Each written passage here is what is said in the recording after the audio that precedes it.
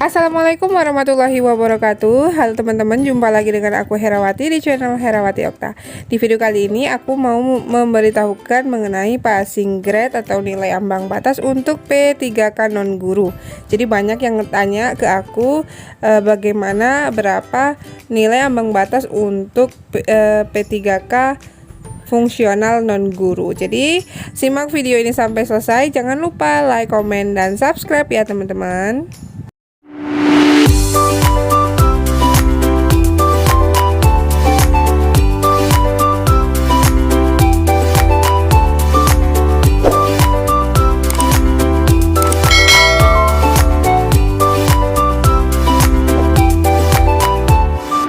Selanjutnya akan kami sampaikan untuk Kemenpan RB 1128 untuk nilai ambang batas yang jabatan fungsional. Maksudnya di sini adalah jabatan fungsional yang selain guru, Bapak Ibu sekalian. Ini ada di Kemenpan RB nomor 1128. Jumlah soal terkait dengan durasi dan komposisi soalnya berbeda, Bapak Ibu sekalian. Khususnya untuk kompetensi teknis, ya. Kompetensi teknis untuk JF yang selain guru itu hanya ada 90 butir soal. 90 butir soal. Sehingga bobotnya sama kalau dia menjawab benar 5, kemudian kalau salah 0. Sehingga nilai maksimumnya adalah 450. Kemudian pengaturan waktunya, kompetensi manajerial dan kompetensi sosiokultural dan wawancara pada dasarnya sama, baik guru maupun non guru ya. Tadi 25 butir, kemudian 20 butir dan 10 butir. Itu sama. Kemudian nilai maksimumnya juga sama. Hanya di sini terdapat perbedaan untuk durasi waktunya, Bapak sekalian. Durasi waktu untuk yang jabatan fungsional non guru itu kompetensi teknis, kompetensi manajerial dan kompetensi sosial kultural dalam satu rangkaian waktu. Ini disesuaikan dengan sistemnya di BK menjadi 120 menit. Jadi sekali lagi dalam satu rangkaian waktu, berbeda dengan yang guru tadi. Kemudian wawancara itu rangkaian waktu yang berbeda. Setelah selesai di 3 atas itu tadi, kemudian dilanjutkan dengan wawancara selama 10 menit. Tapi materi dan butir soalnya ketentuan penilaiannya sama dengan yang guru. Sehingga totally Bapak Ibu sekalian, untuk jabatan fungsional non guru itu waktu yang dibutuhkan adalah 130 menit dan mengerjakan 145 butir soal. Dan nilai maksimumnya adalah 690. Baik, selanjutnya khusus untuk penyandang disabilitas sensorik netra ada pengaturan waktu khusus Bapak Ibu sekalian. Kalau tadi yang untuk kategori umum 120 menit, maka untuk disabilitas sensorik netra itu terdapat penambahan waktu 30 menit. Menjadi 150 menit untuk pengerjaan kompetensi teknis, manajerial, dan sosiokultural dalam satu rangkaian, 150 menit. Kemudian dilanjutkan dengan wawancara, yang tadinya untuk yang kategori umum adalah 10 menit, kalau untuk sensorik netra menjadi 15 menit. Sehingga totally adalah 165 menit. Baik. Sedangkan untuk ambang batasnya Bapak Ibu sekalian, untuk ambang batas seleksi kompetensi manajerial dan sosiokultural dan wawancara sama halnya dengan yang guru tadi, yakni nilai ambang batasnya adalah 130 dari nilai maksimum 200 dan 24 dari nilai maksimum 40 ya. Sedangkan untuk seleksi kompetensi teknis adalah terlampir. Di sini nilai maksimumnya adalah 450, berbeda dengan guru. Guru tadi nilai maksimum adalah 500. Baik, untuk selanjutnya terkait dengan nilai ambang batas untuk jabatan fungsional selain guru ini, kami persilakan Mas Widita untuk menyampaikannya. Silakan. Nilai ambang batas seleksi kompetensi teknis itu tergantung dari jabatan yang dilamar. Izinkan saya untuk sedikit menyampaikan beberapa nilai ambang batas dari total 142 nilai ambang batas yang telah ditetapkan. Kalau kita lihat memang nomor 1 adalah ahli pertama penyuluh keluarga berencana, nilai ambang batas 203.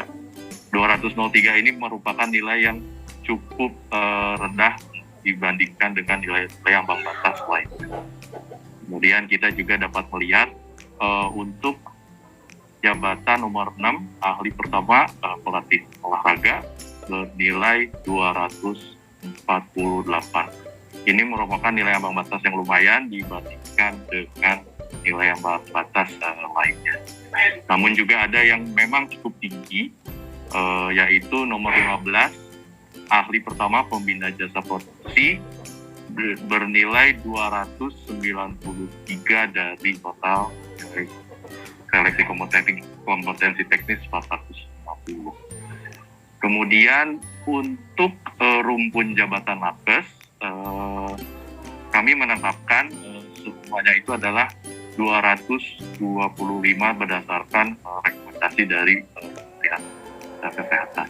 Kemudian untuk rumpun jabatan pertanian, berdasarkan hasil rekomendasi dari Kementerian Pertanian, beberapa rumpun jabatan pertanian kami berikan nilai ambang batas sebesar 248.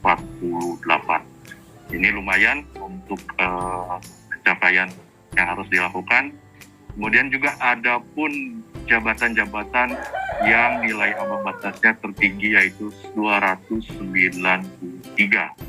Ini bisa kita lihat pada nomor 141 dan 142 dan sekitarnya, yaitu jabatan ahli pertama analis perkebunan raya, ahli pertama peneliti, dan ahli pertama perisalah legislatif.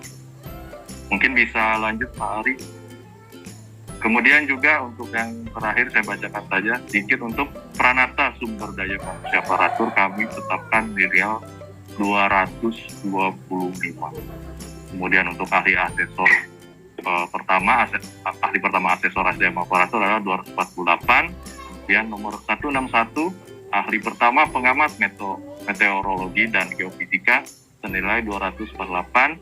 Dan yang terakhir jabatan nomor 162 ahli pertama penyuluh hukum, yaitu 270. Sekian mungkin dari saya, Bapak dan Ibu sekalian. Kemudian sebagai informasi tambahan, Bapak Ibu sekalian, mungkin perlu kami sampaikan juga bagaimana nanti jika terjadi nilai akhir sama. Ya. Kalau nanti terjadi pelamar memperoleh nilai akhir yang sama, maka penentuan kelulusan akhir secara berurutan bisa didasarkan pada kriteria ketentuan sebagai berikut. Yang pertama adalah dipilih yang nilai kompetensi teknisnya yang lebih tinggi. Kalau A masih sama juga, maka ditentukan berdasarkan nilai kumulatif atau nilai penjumlahan antara kompetensi manajerial dan sosiokultural yang lebih tinggi. Tadi kan basic grade-nya 1 ya, kompetensi manajerial dan sosiokultural itu 1, sehingga itu yang lebih tinggi. Kalau masih B masih sama juga, maka ditentukan berdasarkan nilai wawancara yang lebih tinggi. Kalau masih sama juga Bapak Ibu sekalian, maka yang kelulusannya ditentukan berdasarkan usia pelamar yang lebih tinggi. Mudah-mudahan sudah tidak ada yang sama lagi ketika sampai usia pelamar ini untuk sebagai penentuan kelulusan. Kemudian satu lagi Bapak Ibu sekalian, khusus untuk JF yang fungsional itu juga ada penambahan nilai ya. Penambahan nilai ada beberapa hal yang terkait dengan kebijakan terkait pelamar disabilitas. Jadi pelamar disabilitas nanti yang sudah diverifikasi sebagai disabilitas dan kemudian sudah benar gitulah lolos seleksi administrasi, maka nanti yang bersangkutan akan mendapatkan nilai tambahan kompetensi teknisnya sebesar 10%. Sedangkan kemudian yang kedua, ada juga penambahan nilai karena memiliki suatu sertifikat kompetensi tertentu. Itu sudah ditetapkan pada Kemenpan RB 981 tahun 2021 yang sebelumnya juga sudah kami sosialisasikan. Itu juga ada penambahan nilai paling tinggi 25%. Jadi monggo silahkan kalau ada yang ingin melihat lagi sertifikat seperti apa, tapi ini kemudian harus sudah diselesaikan pada waktu pendaftaran kemarin ya. Pada waktu pendaftaran kemarin sertifikat ini sudah diperiksa. Kemudian nanti nilai tersebut akan dijumlahkan, tapi pada prinsipnya nilai tidak akan lebih dari 100 ya.